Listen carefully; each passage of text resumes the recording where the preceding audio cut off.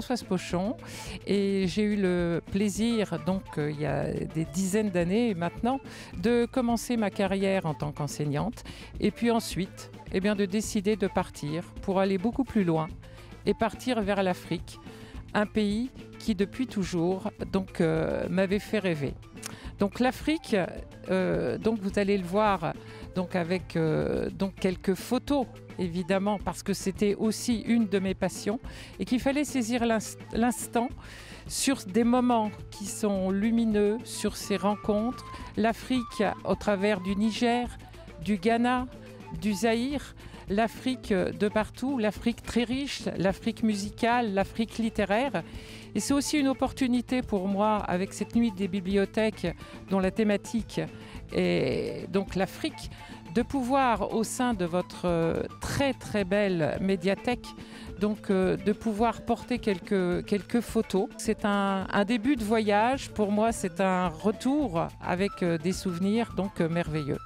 Et comme le disait un grand penseur, le monde est un livre et ceux qui ne voyagent pas, ceux-là lisent seulement une première page. C'était un grand voyage, ce départ vers l'Afrique, une terre très chère pour moi que je voulais découvrir.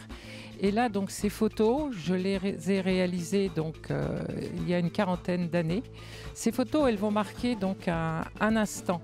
Évidemment, elles ne sont pas là toutes dans la globalité, mais elles sont là pour vous montrer comment était l'Afrique à ce moment-là.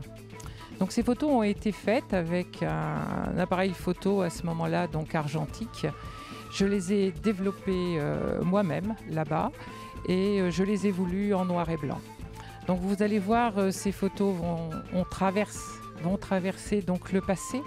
Ces photos ont été réalisées sur le bord du Niger, où là vous verrez l'activité des pêcheurs. Ces photos passent ensuite vers le Ghana, vers le Zaïre. Ces photos sont présentes encore avec tous les liens qui ont pu être échangés avec ce peuple accueillant, ce peuple qui était là aussi pour pouvoir parler de la France, comme là vous avez fait au sein de cette médiathèque, le jumelage, avec cette petite commune à côté de la ville de Caille où j'y suis allée beaucoup de fois. Le noir et blanc est une des meilleures restitutions pour cette ambiance, pour le cadre et pour la découverte de ces régions qui étaient vraiment magnifiques.